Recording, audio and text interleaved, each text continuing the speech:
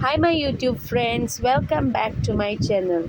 Today I have an easy recipe for the pork trotters. Please note that you wash them thoroughly before you cook them. I washed the pork trotters and now I'm going to put it in the cooker and I'm adding all the ingredients to it. First of all, I'm adding water, and now to this I'm adding some salt, some garlic, peppercorns, turmeric powder, soya sauce, sugar,